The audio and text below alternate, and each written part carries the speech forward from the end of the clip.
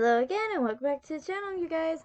My name is Nat and welcome back to another, I'm just going to call this what it is, Nat Reads Fanfiction. This is me going over another chapter of my fanfiction that I read to you in the previous chapter. In the previous video, I'm related to Exorcist, the Kamome Academy Experience. This is chapter 2. We have 16 chapters for this story. 16 or 17 chapters for this story. I hope you guys enjoyed this, and let's go ahead and get started because this is gonna be interesting. Now this one doesn't have quite as much looked at as the last chapter, for this only has 2 views. So let's go ahead and get reading. 9:04 was his flight to Tokyo. He wasn't aware it was getting close when one of his friends, Bakura, decided to wake up and need to use the bathroom. His phone left him a reminder about the flight. It was 7:35. Yugi had to be at the airport before boarding started. Guys, get up! Bakura ran out of the bathroom, toilet flushing behind him as he shakes Joey's back. Joey shook his head, waking up like a dog, brushing some of it out of his face. He blinks his blue eyes, looking at his phone. He jumped to his feet and kicked Tristan in the ass. Yo, Tristan, wake the hell up! Taya, we gotta get moving. Tristan groaned, feeling Joey's shoe on his ass. Taya rubbed her face, still half asleep, but not before Bakura throws a glass of water in her face and hair. Ah! What the hell? She squealed, wiping water off her face. She glared at the white, shaggy-haired male in the button-down blue vest over a long-sleeved shirt, blue pants, and sneakers. She threw a throw pillow at him. What was that for? Get up, woman! Yugi's flight is in 2 hours and you guys just wasted 5 minutes sleeping. Bakura blocked the pillow, throwing it back at her as he moved to Yugi, who was half and half waking up. Yugi, let's get up now, sleepyhead. Yugi was the easiest to wake up, not being a heavy sleeper or even trying hard to stay asleep. The tricolor-haired male ruffled his hair out as he stood up, still wearing his shoes. He's wearing a short-sleeved white top, his blue pants, and sneakers. He looked around briefly before standing and walking to the bathroom to borrow a brush and deodorant from Joey.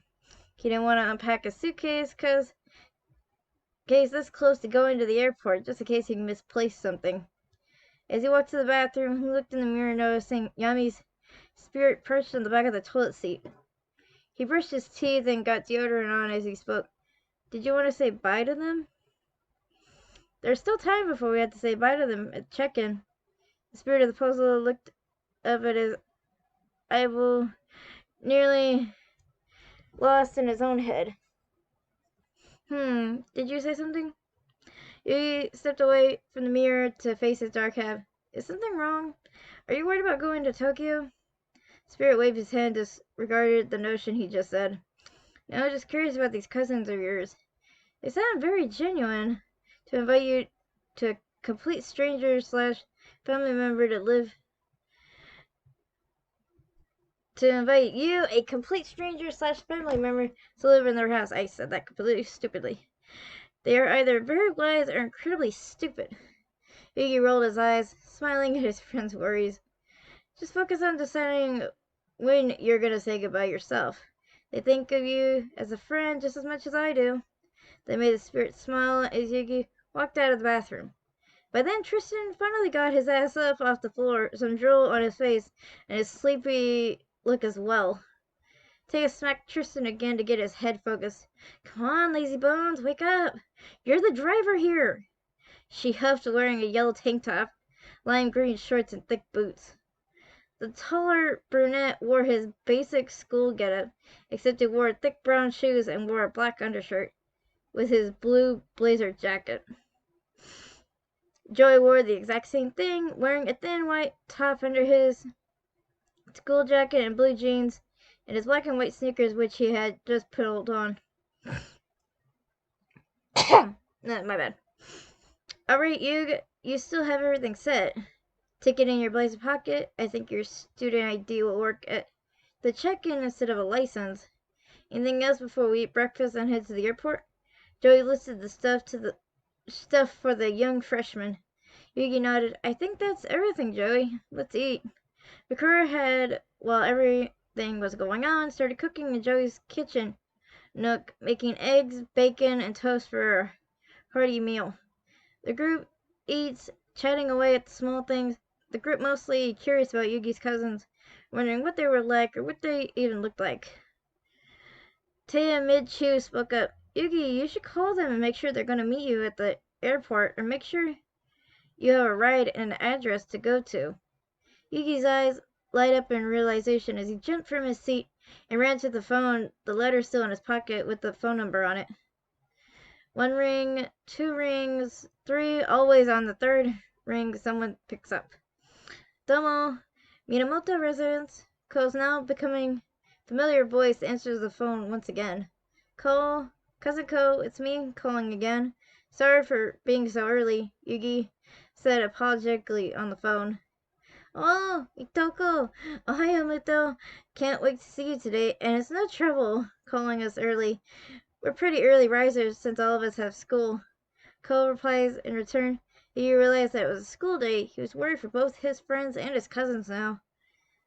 Won't we be in trouble? I know my friends got excuses to be out for one class so they could take me to the airport, but what about you? It took Ko a minute to reply to his words. It's no trouble for us, Muto.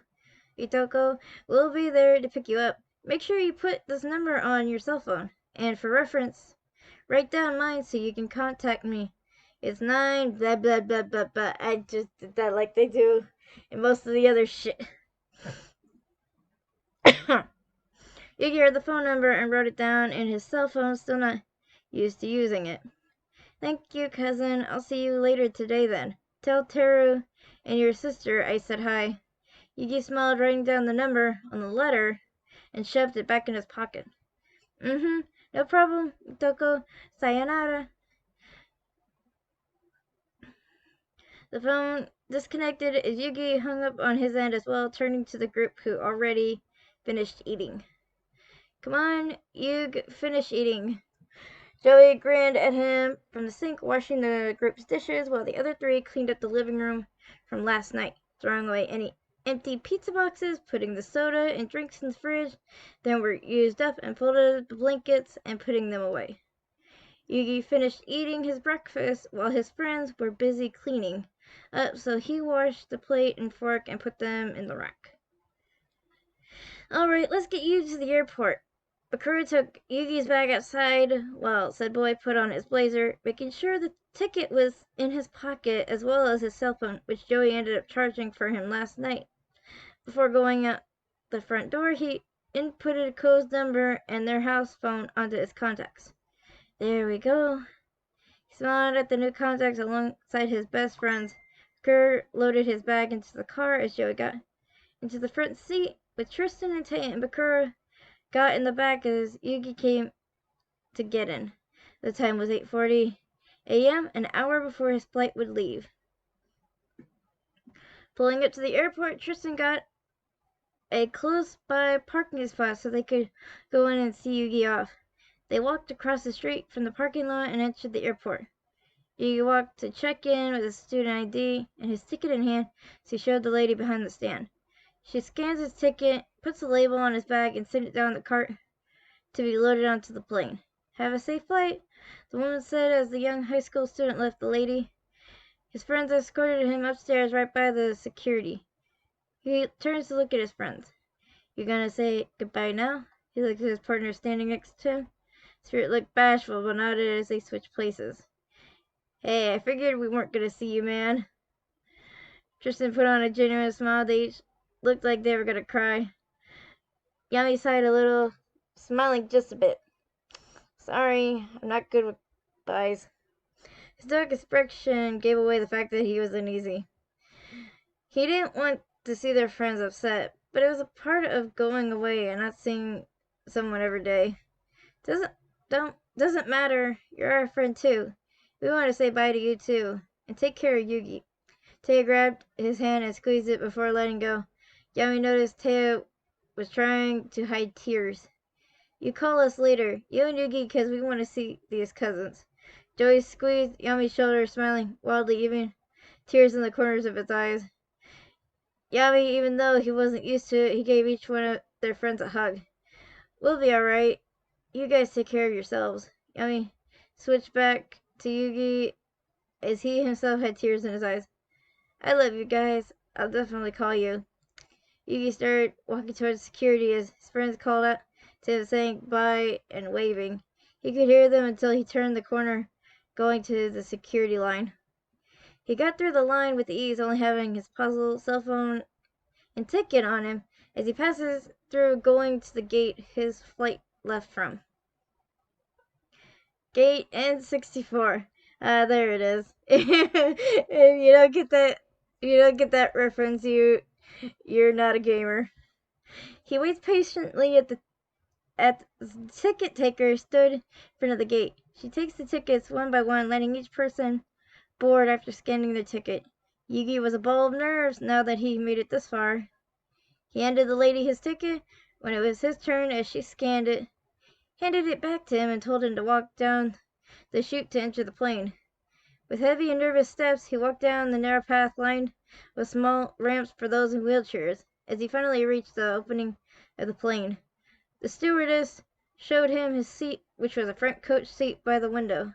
Someone was already sitting on the aisle seat, a lanky but tall dude wearing a white/gray button down with a striped tie, and part of his hair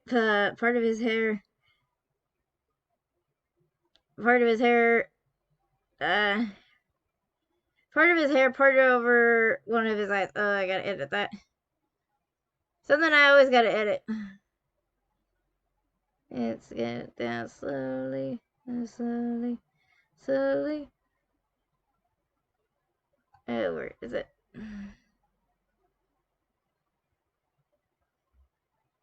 His hair. That's the problem with doing it on... Okay, back to where I was. Part of his hair parted over one of his eyes. His hair was a bright red color and slightly tied back in a loose ponytail. The tie was gray and brown in color, and brown pants and penny loafers. He took his seat. Ohio. He looked to the stranger, who blinked, his eyes having been in a daze. Oh, Ohio. Too early for me, honestly. The redhead groaned, ruffling his hair that covered his eye. Yugi got a chance to see his eyes, which were heterochromia, one eye being a light amber yellow, and the other an almost red-brown color. So cool, your eyes are incredible. His compliment made the redhead get flustered as he waved his hand. Yeah, thank you, though. Yugi chuckled at his expression. He held out his hand to the male. Looked at Yugi. He got so used to hearing his cousin say that way on the phone that it slipped out. Yugi. Nice name. Name's Alistair Schmidt Suchi. And yes, Schmidt is my middle name. You can call me that or Schmitty, which when I was a kid was everyone's favorite nickname. Little kids would be cute trying to call me Shitty, but they just messed up my middle name. Schmidt laughed at his own story, which made Yugi laugh a little. Yugi sadly couldn't keep his eyes off the uniform that Schmidt was wearing and was very curious about it. My uniform. It belongs to Kamome Academy, one of the most unique schools in Japan, at least in my opinion. Yugi smiled at Schmidt's fondness that he expresses about the school. The redhead had a huge grin on his face, talking about the school. He said it was a middle school and a high school branch. Both were on campus, just in different buildings.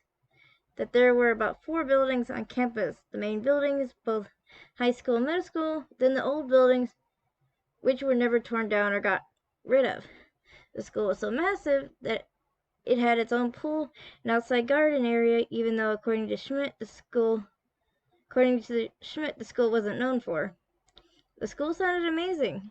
Yugi didn't know whether where his cousins went, but he sure hoped it was this school Schmidt talked about. Schmidt pulled out his phone, which was a deep crimson color flip phone, started messing with it just before the plane took off. Yugi smiled, pulling out his. Hey, let's exchange numbers. If you're staying in Tokyo, it'd be great to have a friend who knows the place. That made the redhead grin as he held his phone to the tricolored-haired males as they swapped numbers just as the stewardess closed the main door to the plane. The pilot got on the intercom talking about the air time, the weather, and their destination. So why are you going to Tokyo? The sudden question caught the short boy off guard. He bit his lip and sighed. My grandpa passed away, and my cousins on my mother's side invited me to come live with them in Tokyo. Schmidt gave him a sympathetic smile. At least you have these wonderful strangers willing to take you in. Family and friends are a blessing to have. His eyes looked him over, a smile plastered on his face. His eyes held a bit of mischief, but Yugi assumed that's his normal personality. Shortly after changing phone numbers, they feel the plane jerk into motion, started turning to go towards the runway. Oh, I'd never been on a plane before. Yugi looked out the window as the plane jumps into the air, taking off from the ground. Both boys' stomachs dropped into their feet as the plane soared over Domino City. Yugi looked over. He saw Schmidt holding his stomach. His face is green. Oh, Schmidt, you okay there? Schmidt held his hand out to Yugi, making a motion that he was going to throw up, but Yugi yelled, "So it is! We need a vomit bag!" The blonde, tall woman ran over the paper bag as the redhead threw up into it. I don't want to make that noise. The male slumped in his seat, covered in sweat as he paled, a bit closing the opening of the bag as the stewardess took it to throw it away. Schmidt took a heavy breath as he calmed his stomach. Ah, stupid takeoff. The takeoff is the only part that makes me throw up. Yugi patted his friend's shoulder. Need some ginger ale? The redhead nodded as he called back the stewardess. She brought Schmidt a ginger ale in a plastic cup with ice. The redhead drank it all at once, gasping when the bubbles hit his throat. That felt better. He burped a bit, which made Yugi start a little. If it's cool with you, I'll just tap out and sleep for a bit so my stomach can go back to normal. Schmidt was half out of it as he spoke, falling asleep in his chair. He chuckled a little. Yami appeared in the chair next to him, in between the two boys. Interesting character here. I wonder if the school he goes to is in Tokyo. Then why is he wearing his uniform? Yugi smirks at his words. Yami, that's the same reason behind why I wear my uniform outside of school. Yami chuckles, realizing his blunder. At least you've made a new friend in another city. He looks at his eyeball proudly. He blushed bashfully as he looked out the window as the plane flew through the air. Meanwhile, at the Minamoto's, Teruni! Oi, get out of bed! He banged on his older brother's bedroom door. His brother was busy last night getting their cousin's room put together as he fell asleep at 2 in the morning. Tiara was in the kitchen eating the breakfast that Cole made. While still wearing his apron, he was trying to get his older brother out of bed. Teruni, we're going to be late picking up Cousin Muto if you don't get out of bed and eat breakfast. His banging and stubbornness was rewarded when his older brother, full of bedhead and sleepiness in his teal blue eyes. Cole, arigato. He pulled the door open as his brother walked out and hid in the kitchen. Cole sighed, scratching at his head as he walks back into the kitchen as his brother sits down at the table. Ohayo, Teruni-san. Tiara cheers while eating her breakfast of miso soup and egg. Ko serves his brother his breakfast. Eat up, Teruni. You still have to get cleaned up. Me and Tiara are all fixed up. Doorbell rang. Ko jumped up and ran to the door, sliding the screen open and unlocking the cinder door. Hello? He looked up to see the moving van on the street and 2 bulky-looking movers at the door. Ah, from Domino City, right? The 2 nodded as Coley led the movers to the bedroom to put the stuff in. They already had a bed in the room. Pile the boxes up, close first, and then the fragile stuff set on the ground separate. Any furniture, line it up by the window first, so if there's a desk, put it closer to the window. Call up the movers to do their thing, tipping them 1,500 yen as he goes back to the kitchen to find his sister gone and Teru finishing his breakfast and putting it in the sink. Sate, now get out and get cleaned up, Teruni. Ko starts pushing his older and taller brother out of the kitchen, still wearing his school uniform of a gray-white shirt, gray-white shirt, brown/gray striped tie, and brown pants. Hi, Cole, his older brother, let out a chuckle at his younger brother's antics, acting like a mother hen. Cole smirks as he goes and starts washing dishes. Tiara watches the movers put the boxes into the empty room. Oh, she looked curiously at the boxes were set up and in place for the cousin. Tiara took some time getting cleaned up, but when he finally did, it was almost time for Yugi's plane to land. Ready, Cole? He stepped into the hallway, witnessing his younger brother helping their baby sister get her coat on. Just getting Tiara's shoes and coat on.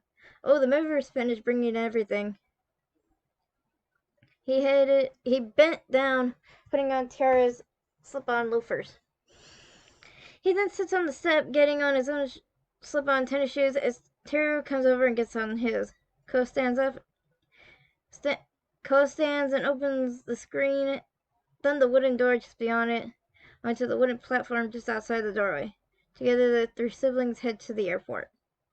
The time was 11 a.m. The flight was planned to land at 11:30. Time was ticking by as the cousins who ahead of time wrote in big letters their cousins' names on a notepad for when he got off the plane to look for.